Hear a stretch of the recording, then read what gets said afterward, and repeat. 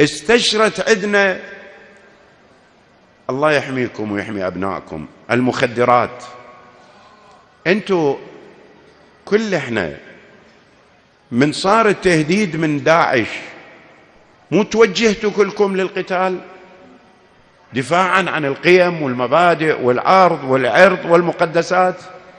احنا الآن بحرم مقدس، أنا أقسم لك أن المخدرات الآن تفتك بشبابنا أخطر من داعش. شو تقول يا الأخطر؟ تدري ليش؟